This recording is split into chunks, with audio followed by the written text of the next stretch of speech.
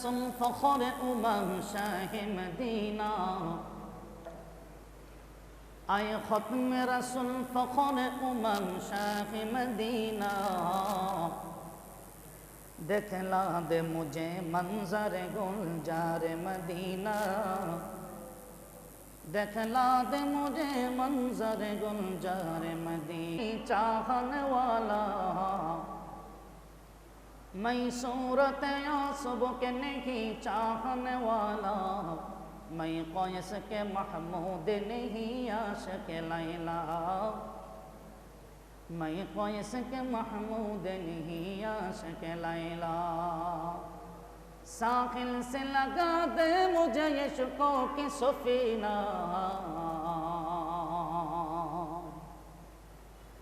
ساحل سے لگا دے مجھے عشقوں کے سفینہ آنکھوں کے دکھا دے مجھے مکہ و مدینہ آنکھوں کے دکھا دے مجھے مکہ و مدینہ میں دور ہوں مجبور ہوں اے سید عالم میں دور ہوں مجبور ہوں اے مسلمان اکرام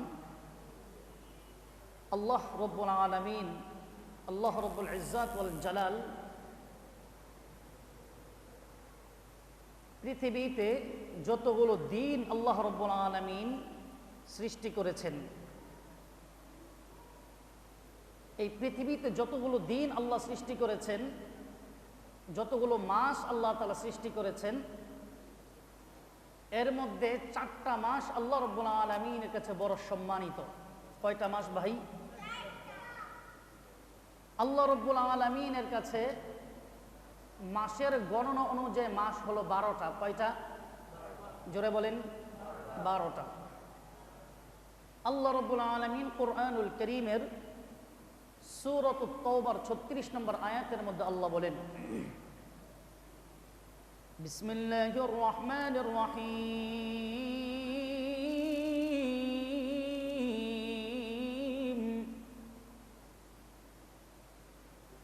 إن عدة الشهور عند الله 12 شهرا في كتاب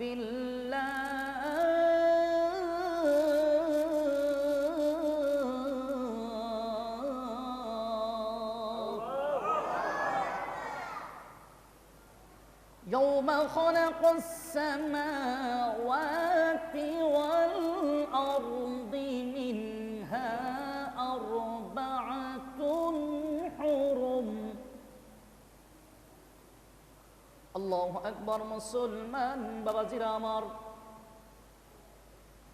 আল্লাহ রাব্বুল আলামিন যেদিন আসমান আর জমিনকে আল্লাহ তাআলা বানিয়েছেন বন্ধু ইয়াউমা খালাকাস সামাওয়াতি ওয়াল আরদ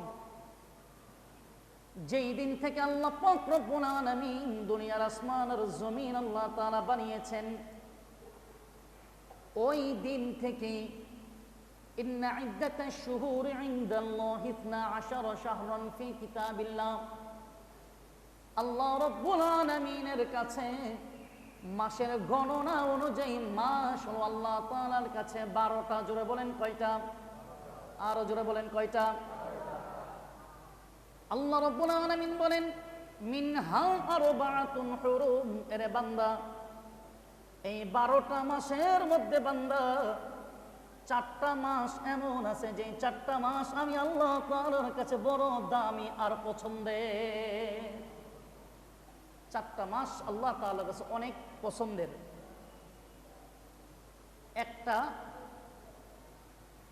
3টা মাস হলো লাগাতার 3টা মাস সেগুলো কি রজব মাস আল্লাহ তাআলার কাছে বড় দামি আর শাওয়াল জিলকদ জিলহজ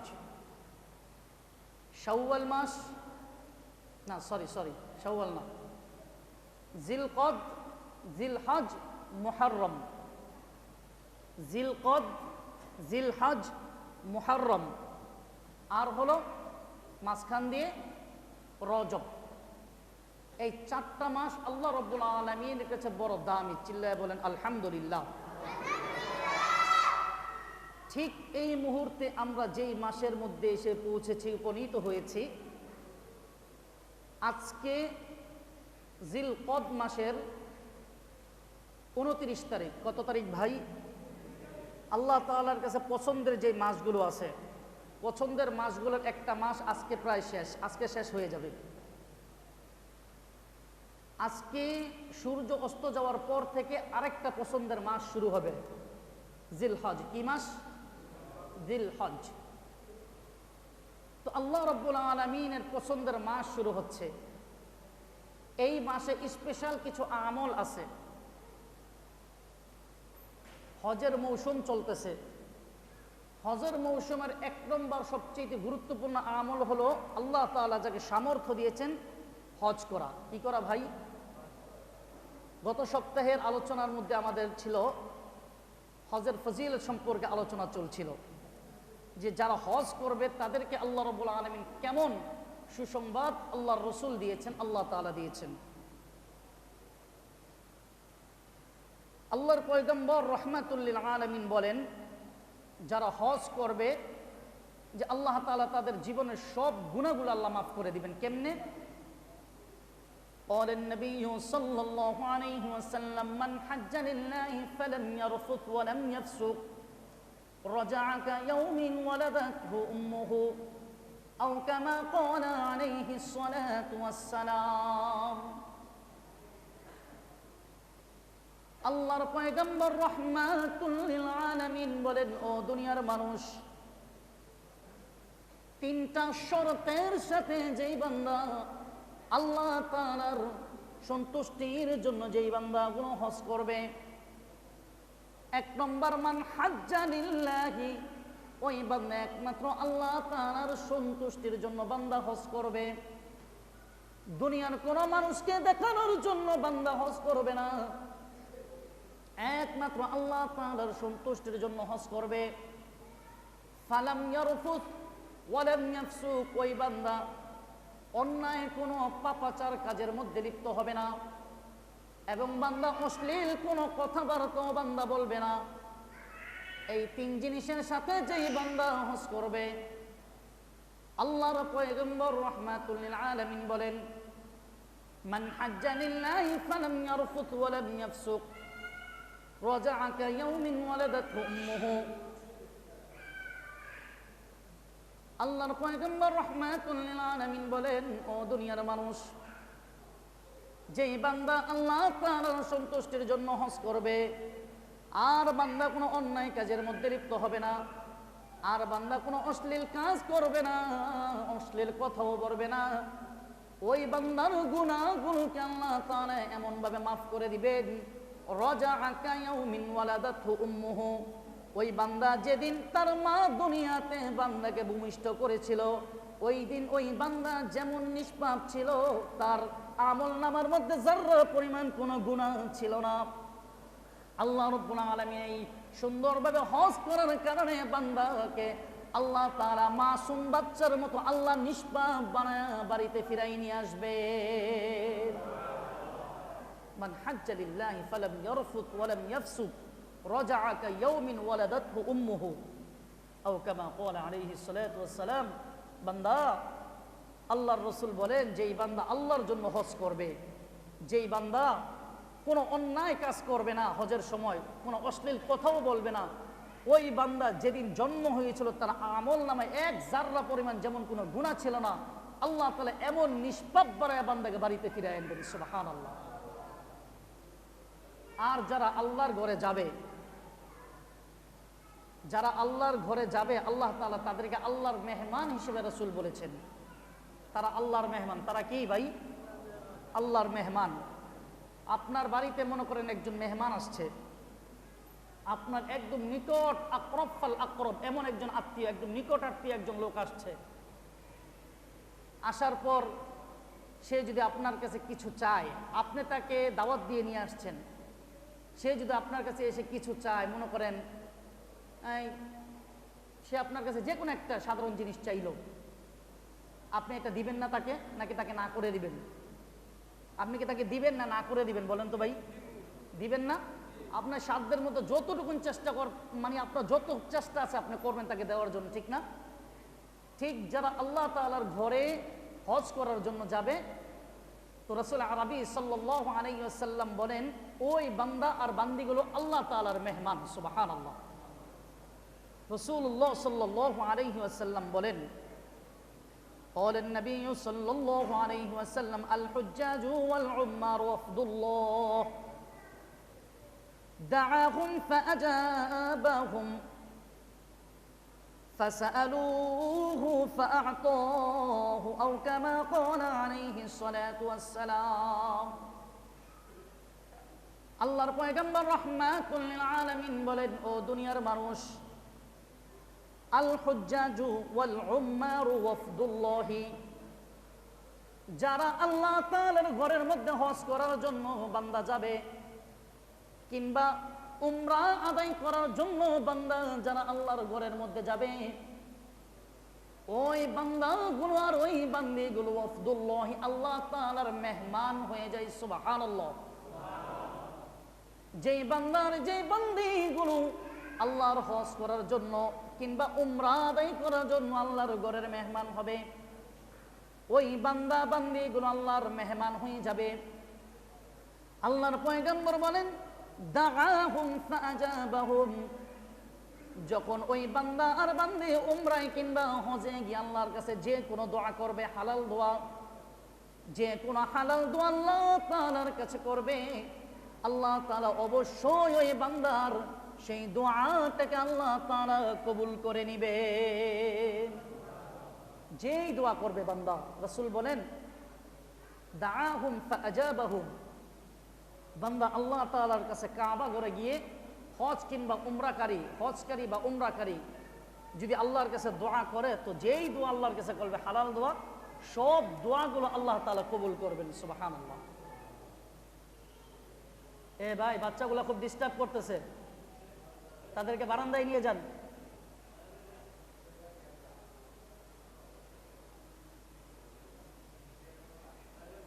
একটা মাসআলা শুনি। বাচ্চাদেরকে মসজিদে নিয়ে আসবেন, ভালো, আলহামদুলিল্লাহ, কিন্তু এমন বাচ্চাদেরকে মসজিদে নিয়ে আসা নিষেধ যেই বাচ্চারা মসজিদের হরমত, মসজিদের সম্মান সম্পর্কে বোঝে না। যেমন কথার কথা, একজন বাচ্চাকে আপনি নিয়ে আসলেন, ছোট মানুষ, এটাকে মসজিদ নাকি অন্য কোনো ঘর সে এটা বোঝে? একদম ছোট বাচ্চা, সে যদি এখানে পেশাব করে দেয়, এখানে যে পেশাব করতে হয় না, এটা যে আল্লাহর ঘর, এই জিনিসটা যেই বান্দা বোঝে না, যেই বাচ্চা বোঝে না, এমন বাচ্চাকে মসজিদে না আনাটা উত্তম। কারণ সে তো মসজিদের হরমত সম্পর্কে বোঝে না। বাকি যেই বাচ্চা এতটুকুন বোঝে যে এটা মসজিদ, এখানে পেশাব পায়খানা করা যায় না, এতটুকুন বুঝলে এরকম বাচ্চাকে মসজিদে নিয়ে আসা। কিন্তু এর চাইতে ছোট বাচ্চা যারা পেশাব পায়খানা সম্পর্কে বোঝে না, এমন বাচ্চাদেরকে মসজিদে না নিয়ে আসাটাই উত্তম। সম্মানিত উপস্থিতি, ফুরুই একটা কথা বলে ফেললাম, একটা মাসআলা। তো যাই হোক, রাসূল সাল্লাল্লাহু আলাইহি ওয়াসাল্লাম বলেন যেই বান্দা আর বান্দি আল্লাহ রাব্বুল আলামিনের ঘরের মেহমান হবে, তারা শুধু ওই ঘরের মেহমান না, বরং ওই বান্দা আর বান্দি স্বয়ং আরশে আজিমের মালিক আল্লাহ তাআলার মেহমান। সুবহানাল্লাহ। আর যেই বান্দা আল্লাহর মেহমান হবে, আল্লাহর কাছে ওই বান্দা দোয়া করবে, আর আল্লাহ ফিরাই দিবেন। আল্লাহ ফিরাই দিবেন, আল্লাহ কোশ্চিন করেও ফিরাই দিবেন না। এই জন্য আমি বারবার বলি, আপনার ব্যবসার ভিতরে মন্দা, ব্যবসার ভিতরে লাভ হয় না, আপনি উমরায় চলে যান, আল্লাহর কাছে ইচ্ছা মতন চোখের পানি ফেলে দোয়া করেন, আপনার সব দোয়া আল্লাহ কবুল করবেন। আপনি অসুস্থ, এত পরিমাণে অসুস্থ, কোনো ডাক্তারে ধরে না, ডাক্তার দেখাইতে দেখাইতে সব ডাক্তার শেষ, এখন আর কাজ হয় না, এমন লোক আছে না নাই বলেন তো? আপনার কোনো কিছু করা লাগবে না, আপনি উমরায় চলে যান। আমাদের ওস্তাদ বলতেন, আপনি উমরায় চলে যান, উমরায় গিয়ে আল্লাহর কাছে ইচ্ছা মতন দোয়া করেন, দেখবেন এই উসিলায় আল্লাহ আপনার সব অসুস্থ থেকে আল্লাহ সুস্থতা বানাই দেবেন ইনশাআল্লাহ। এই জন্য আপনার যত সমস্যা হবে, এই সমস্ত সমস্যার সমাধান করার মালিক কে বলেন তো? আল্লাহ। এই জন্য বান্দা, বড় বড় উলামা ইকরাম বলেন, আপনার সমস্যা আপনি আরশের মালিক আল্লাহর কাছে বলেন, কিন্তু তার ঘরে চলে যান। আপনার ঘরে মেহমান এসে যদি বলে অনেক কাকুতি মিনতি করে একটা কিছু আবদার করে, আপনি সেটা দিবেন না? ঠিক আপনি যখন আল্লাহর ঘরের মেহমান হবেন, তো আল্লাহর কাছে যখন দোয়া করবেন, আল্লাহ আমি অসুস্থ, কোনো ডাক্তারে ধরেন, আপনার চেয়ে বড় ডাক্তার কে আছে?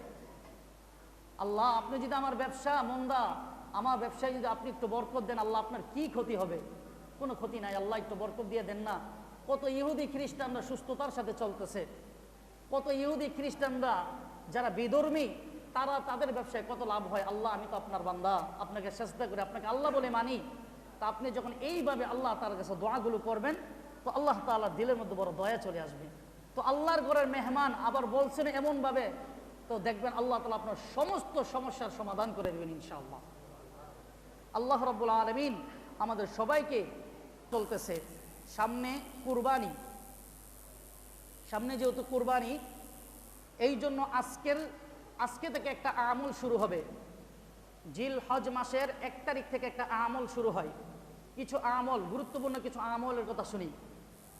জিল হজ মাসের 1 তারিখ থেকে গুরুত্বপূর্ণ কিছু আমল, এই আমলগুলো সবার করা চাই ইনশাআল্লাহ।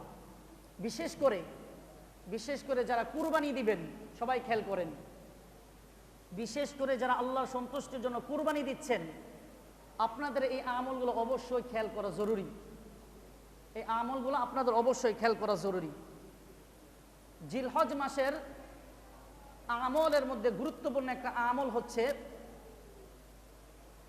চুল, নখ, অবাঞ্ছিত যে পশমগুলো আছে এগুলাকে কেটে ফেলা। যারা কুরবানি দিবেন বিশেষ করে, আজকে জিলহজ মাসের এই 2024-এর জিলহজ মাসের সম্ভবত আজকে মাগরিবের পর থেকে 1 তারিখ শুরু হবে। 2024 সালের আজকে জিলহজ মাসের আজকে থেকে সম্ভবত চাঁদ উঠলে আজকে থেকে 1 তারিখ শুরু হবে। তো আজকেই কেটে ফেলবেন।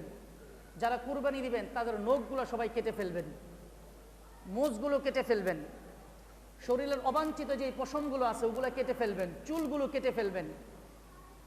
আগামী 10 দিন কুরবানি দেওয়ার আগ পর্যন্ত, কুরবানির পশু জবাই করার আগ পর্যন্ত এই নখ, চুল, মোজ এবং অবাঞ্ছিত যে পশমগুলো আছে এগুলার ভিতরে আর হাত দিবেন না, এগুলা কাটবেন না।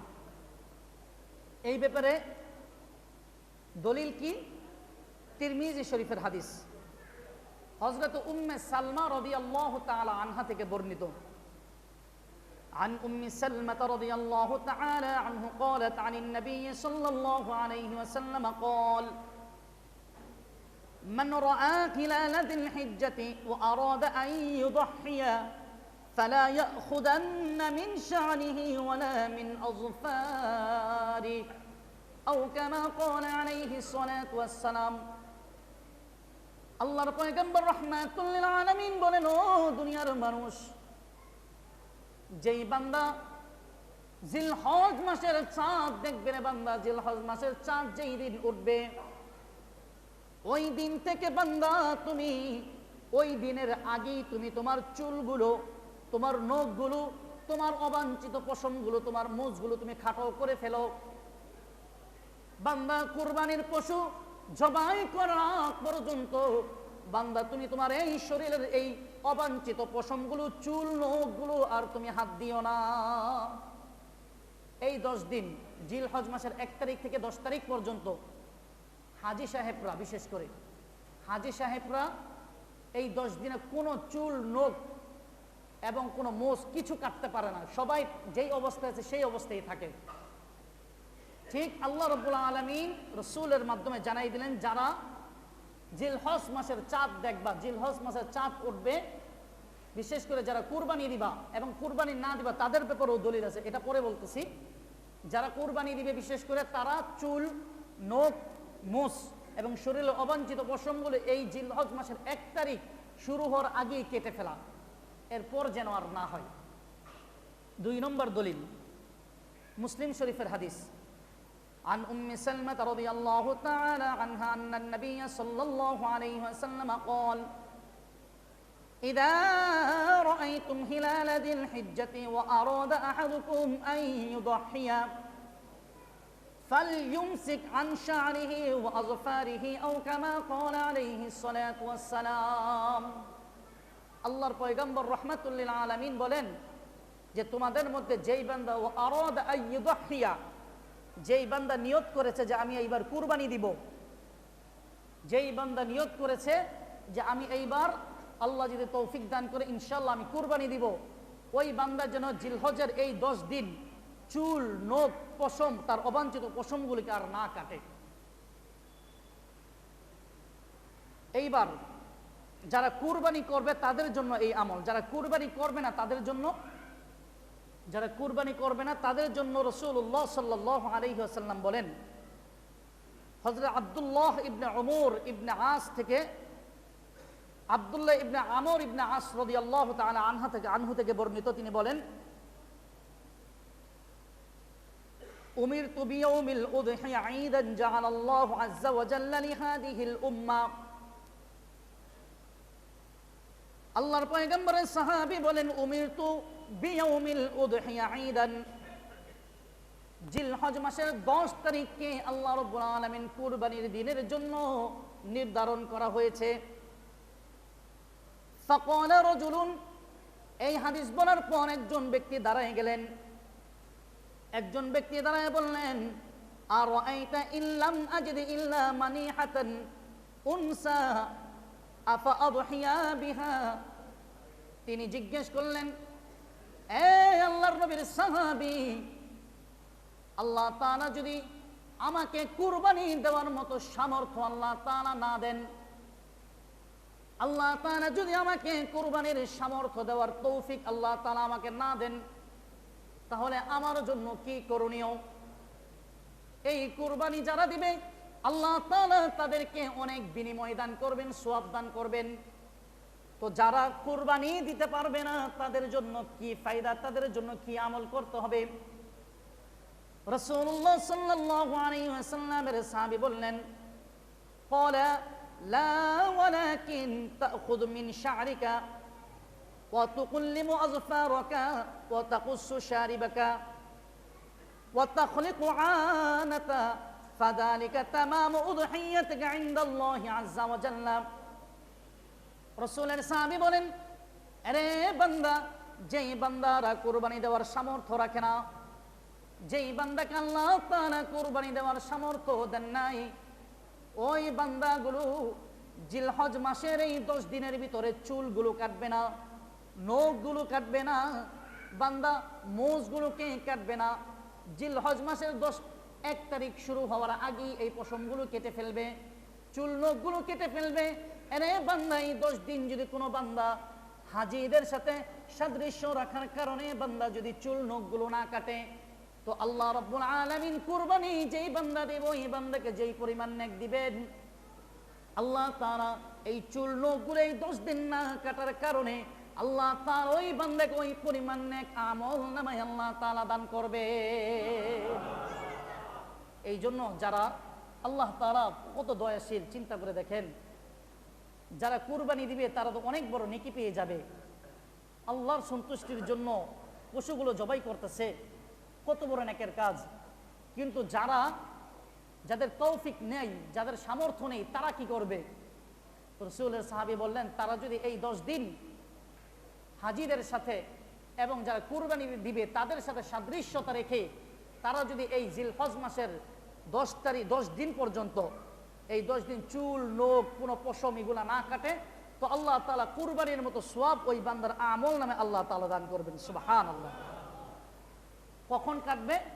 কুরবানির পশু জবাই করার পর যারা কুরবানি দিবে তারাও কাটবে, আর যারা কুরবানি দিবে না, কুরবানির পশু জবাই করার পর বাকি নখ যদি বড় হয়ে যায়, চুল মুছ যদি বড় হয়ে যায়, তখন কাটবে। আল্লাহ রাব্বুল আলামিন আমাদেরকে এর উপর আমল করার তৌফিক দান করেন। 1 নম্বর আমল গেল যে চুল নখ এগুলা না কাটা। 2 নম্বর, জিলহজ মাসের 2 নম্বর 1 নম্বর আমল হলো যে চাঁদ ওঠার পর থেকে চুল নখ পশম এগুলা না কাটা।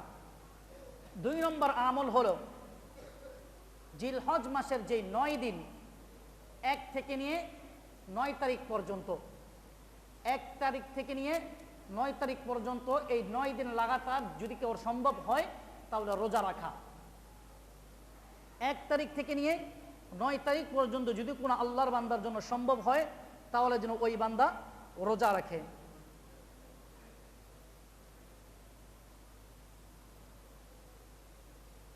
রাসূলুল্লাহ সাল্লাল্লাহু আলাইহি ওয়াসাল্লাম মের সাহাবী বলেন, কানা রাসূলুল্লাহ সাল্লাল্লাহু আলাইহি ওয়াসাল্লাম ইয়াসুমু তিসআ যিল হিজ্জাতি ওয়া ইয়াওমা আশুরা ওয়া সালাসাতা আইয়ামিন মিন কুল্লি শাহরিন আউয়াল ইথনাইন মিন আশ-শাহরি ওয়াল খামিস। রাসূলুল্লাহ সাল্লাল্লাহু আলাইহি ওয়াসাল্লাম জিলহজ মাসের প্রথম 9 দিন সব সময় রাসূল রোজা রাখতেন। জিলহজ মাসের 1 তারিখ থেকে নিয়ে 9 তারিখ পর্যন্ত রাসূল সব সময় রোজা রাখতেন। এবং রাসূলুল্লাহ সাল্লাল্লাহু আলাইহি ওয়াসাল্লাম প্রতি মাসের 3 দিন, আইয়ামে বীজের যেই 3 দিন আছে 13, 14, 15, এই আরবি মাসের 13 তারিখ, 14 তারিখ, 15 তারিখ, এই 3 দিনও রাসূল সাল্লাল্লাহু আলাইহি ওয়াসাল্লাম সব সময় রোজা রাখতেন। আর রাসূল সাল্লাল্লাহু আলাইহি ওয়াসাল্লাম ওয়াল খামিস, সোমবার, ইথনাইন ওয়াল খামিস, রাসূল সাল্লাল্লাহু আলাইহি ওয়াসাল্লাম সোমবার এবং বৃহস্পতিবার সব সময় রাসূল রোজা রাখতেন। তো এই হাদিস থেকে বোঝা যায় যে জিলহজ মাসের 1 তারিখ যখন শুরু হতো তখন থেকে নিয়ে 9 তারিখ পর্যন্ত রাসূল সাল্লাল্লাহু আলাইহি ওয়াসাল্লাম সব সময় রোজা রাখতেন। যদি আমাদের কারো তৌফিক হয়, আমাদের মা বোনদেরকে আমরা জানাই দিব এবং নিজেরাও আমল করার চেষ্টা করব। যদি সব সামর্থ্য থাকে, তৌফিক হয়, তাহলে এই 9 দিন ইনশাআল্লাহ অবশ্যই আমরা রোজা রাখবো ইনশাআল্লাহ। বিশেষ করে জিলহজ মাসের 9 তারিখের যেই রোজা, জিলহজ মাসের 9 তারিখের যেই রোজা, এই 9 তারিখের রোজার ব্যাপারে রাসূলুল্লাহ সাল্লাল্লাহু আলাইহি ওয়াসাল্লাম বলেন, قال النبي صلى الله عليه وسلم صيام يوم عرفة أحتسب على الله أن يكفر السنة التي قبله والسنة التي بعده أو كما قال عليه الصلاة والسلام। আল্লাহর পয়গম্বর রাহমাতুল লিল আলামিন বলেন, ও বান্দা, দুনিয়ার কোন বান্দা বান্দি যদি জিলহজ মাসের 9 তারিখে আরাফার দিন যদি বান্দা রোজা রাখে, জিলহজ মাসের 9 তারিখে বান্দা যদি কোন আমার বান্দা আর বান্দি আমি আল্লাহর সন্তুষ্টির জন্য রোজা রাখে, তো আল্লাহ রাব্বুল আলামিন ওই বান্দার আহতাসিবু আলাল্লাহি আন ইউকাফিরাস সানাতাল্লাতী ক্বাবলাহু ওয়াস সানাতাল্লাতী বাদাহু, আল্লাহ রাব্বুল আলামিন একদিন রোজা রাখার কারণে আল্লাহ তাআলা আমার সামনের 1 বছর এবং পিছনের 1 বছরের গুনাহগুলোকে আল্লাহ তাআলা মাফ করে দিবে। একটা রোজা যেই বান্দা জিলহজ মাসের 9 তারিখের রোজাটা রাখবে, তো রাসূল বলেন, ইন্নী আহতাসিবু আলাল্লাহ, আমি আল্লাহ তাআলার কাছে আশা করি, আইয়ুকাফিরাস সানাতাল্লাতী ক্বাবলাহু ওয়াস সানাতাল্লাতী বাদাহু, যে আল্লাহ তাআলা আমার এই একটা রোজার কারণে আমার পিছনের এবং সামনের 1 বছরের গুনাহ আল্লাহ মাফ করে দিবেন। সুবহানাল্লাহ। দেখেন, রাসূলের জিন্দেগিতে 1 জাররা পরিমাণ গুনাহের লেশ মাত্র নাই, তারপরও রাসূল রোজা রাখতেন যে আল্লাহ যেন আমাকে মাফ করে দেয়। আর আপনার আর আমার অবস্থা, জিন্দেগিতে গুনাহের শেষ নাই।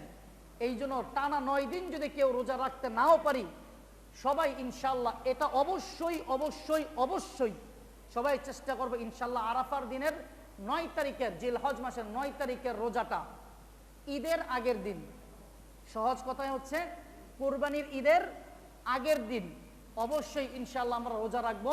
তাহলে আল্লাহ তাআলা আমাদের 1 বছরের আগের এবং পরের, দেখেন যেই গুনাহ আমরা করি নাই, 1 বছর যদি বেঁচে থাকি তাহলে না শয়তানের ধোকায় পড়লে গুনাহ হবে, ঠিক না ভাই? যদি না বেঁচে থাকি তাহলে তো গুনার কোনো প্রশ্ন আসে না। তো দেখেন, যেই বান্দা গুনাহ করিও নাই, এমন গুনাহ আল্লাহ তাআলা মাফ করে দিবেন। সুবহানাল্লাহ। আল্লাহ রাব্বুল আলামিন আমাদের সবাইকে এই আমলগুলো করার তৌফিক দান করুন। সবাই আমাদের অনেকে আমরা চিন্তা করি যে আরে একটা ছাগল দিলে কি বুঝতে হবে, এই যে আপনার করবেন না শুরু করে। আরে ভাই, আল্লাহ তো চাইছে আপনার থেকে কুরবানিটা দেওয়া, বুঝতে হবে কি হবে না এটা তো আপনার বলার অধিকার নেই। আপনি শুধু আল্লাহর জন্য কুরবানি দিবেন, বাস আল্লাহ এটা চাইছে, বুঝতে হলো কি হলো না, বুঝতে কতটুকু হলো এইটা আপনার দেখার প্রয়োজন নেই। যদি কোরবানি কবুলিয়ত চান, বাস আপনি শুধু এটা খেয়াল রাখেন, ইখলাস আসলে আমি আল্লাহর জন্য কোরবানি দিই, আমার সামর্থ্য যতটুকু আছে